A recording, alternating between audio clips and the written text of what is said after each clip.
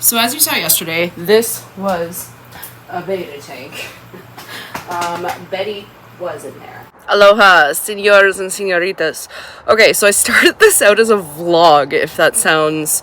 I mean, it is kind of a vlog still. Don't mind Reese. Oh, she disappeared. Okay, she was behind me tapping at the door. Anyways, this video started out as something completely different, which is why it starts at a random point. But basically, I am about to turn a beta tank into my dream shrimp tank. Let's give her. So what happened was her filter shit out. So I ordered this one from Walmart, and the flow is insane. Let me show you. It is just like ruining everything in the tank, and it stressed her out so bad. I put her in the community tank. Where is she? Betty. She's down there. So she is glass surfing right now. She's not 100% happy in there. She's doing okay, actually, way better than I thought she was going to. She's hiding. She's finally checking out the bottom of the tank. So she's at the point where she's exploring a little bit, but she is not... There she is, Betty, my pretty girl. Her stress stripes are disappearing, which is good, and she's no longer fighting with the other fish in the tank. She wasn't really like fighting with them, but she was definitely not sure what to do with them, and she is like a murderer. She's vicious. She's tried to kill everything that I put in her tank so far, so I was really hesitant to put her in here in the first place, but she's actually doing all right, and aside from the little bits of glass surfing, she's doing okay. And I can't 100% tell if she's stress surfing or if she's like just adjusting. So I'm gonna give her another day, and if she gets comfortable in here, I'm probably just gonna leave her, honestly, and then I can turn her tank into a shrimp tank. Okay, it's time to drain this. We're draining.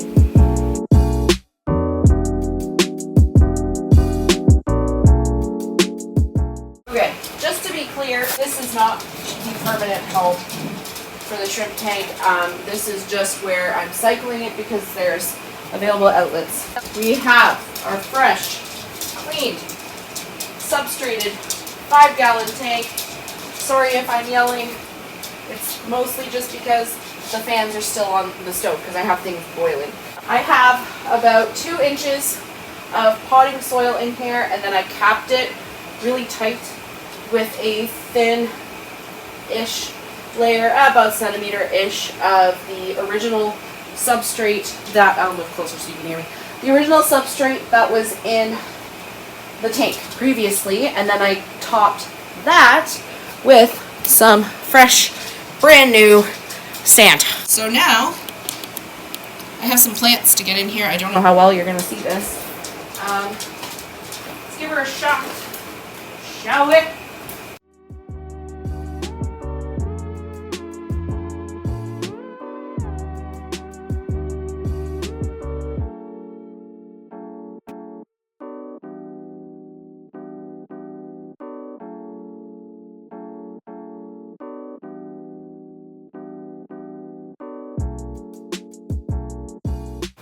I just want to test the wood.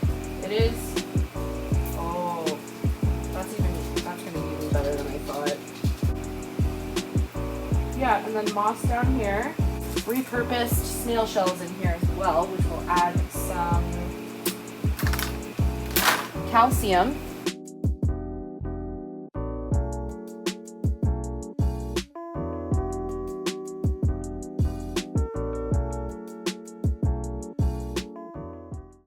I apologize, it's going to be really hard to hear me with the fan on, but also ignore my dirty dishes. I haven't had time today.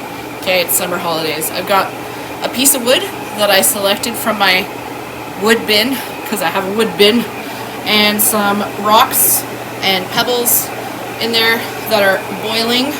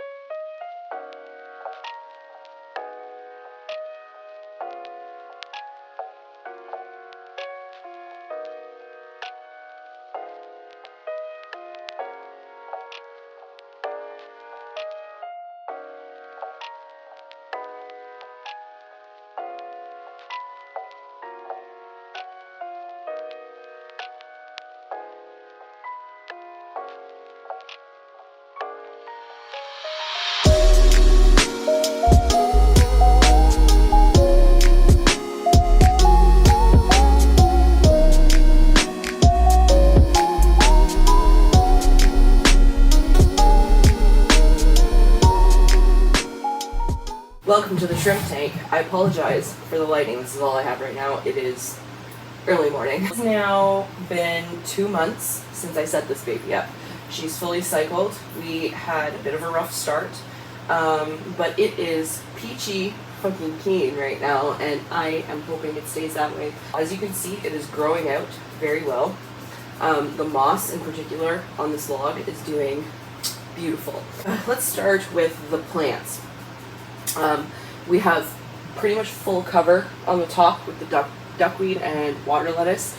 I think I did put some frog bit in here, but this is mostly, yeah, there's a couple nice chunks of frog bit growing in here, but it's mostly water, lettuce, and duckweed. On top, we have my philodendron Swiss cheese plant, which is thriving up here. So is my pearl and jade pothos, and we've got some just universal green pothos also growing some new stuff. Its roots are looking fabulous. And I also added, just out of curiosity, some stone crops. I actually picked this up for our tree stumps in the front yard to cover those, because this is a carpeting plant, succulent, but apparently it does very well in fish tanks, and it was looking a little rough. And what I have found is that pretty much anything that can thrive in water does really well in my fish tanks. I don't know how this is going to do. I just put this in, so this is going to be an experiment. I don't know if it'll do well in here. If it doesn't, I only put a little bit. Like, there was a lot. I had a big bush of it, and most of it is outside, doing fairly well on my stumps right now. So I'm hoping those root before the winter. That is a different story. Let's talk about the shrimp tank. So I had a bit of a rough start because I had a guppy that was literally seconds. It ended up being a couple hours, but was literally going to give birth like a week before I was supposed to safely move my shrimp in here. The thing was, I had so many pregnant shrimp that I did not, they were close. So I didn't want to risk Mama Guppy eating any of the babies should a shrimp give birth while she's in there recovering, because it took me a couple days to move her out of there, before she was ready to go back into the tank. I wanted to give her some breathing room before my males started going after her again. What happened was I moved 2 of my mamas. I left one in there. It's a smaller tank, so there wasn't a whole lot of hiding spaces for all of them to give birth, but they all became buried at the same time. So they were all literally, everyone was it was just a week of giving birth, apparently. So I moved my red male and my pregnant Gump and Bubba, so the blue and the yellow one, in here. And it apparently was not good timing. What ended up happening was day 1, Feeny, my red shrimp, got triggered to molt because of the water change, and he basically died the next day. So he was the first one to go. And then the 2 mamas looked to be doing just fine. They were grazing, they were eating, they were pregnant, so they weren't going to try to molt, and they didn't. But I think there was just too much shock from the change in water parameters. So the next day, Mama Bubba passed, and then the day after that, Mama Gump passed. So unfortunately, my efforts to save them ended up doing the opposite. So we live and we learn. I was a little too concerned about the guppies. Good news is, in the guppy tank, Mama Gump that I left in there, because I had another pregnant Gump, has had her babies, and I've got these teeny tiny little blue baby shrimp swimming around in there with the baby guppies, and they are just the cutest things. And it's just a whole cute little nursery tank going on in there, and I love it. I love it, and I cannot wait until the baby blues get a little bit bigger so I can move them into here, because this is going to be my Skittle tank. That being said, if you watched my previous aquarium build video, you'd know that I had a Mama Baba give birth a couple months ago. So her babies were 50% cull shrimp and 50% yellows. So I do have my cull shrimp set up in the window. I have shorts on that if you want to go check that out. But her babies that came out yellow, so the ones that fit in, you could see one of them, I think, in the footage there swimming around. I did move a bunch of the yellows in here. So there was, I think, 2 or 3 yellow Bubba babies that were moved in here. And they're doing really, really well. One of them, I actually also purchased 2 black rose shrimp that are in here. I don't know if you can see it in the footage or not, I haven't looked at it yet, but there's 2 black rose shrimp in here. One was male, one was female, and one of them hooked up with one of the Bubba babies. So I don't know how those are going to end up, like what that brood is going to look like. But also the other black one is now buried.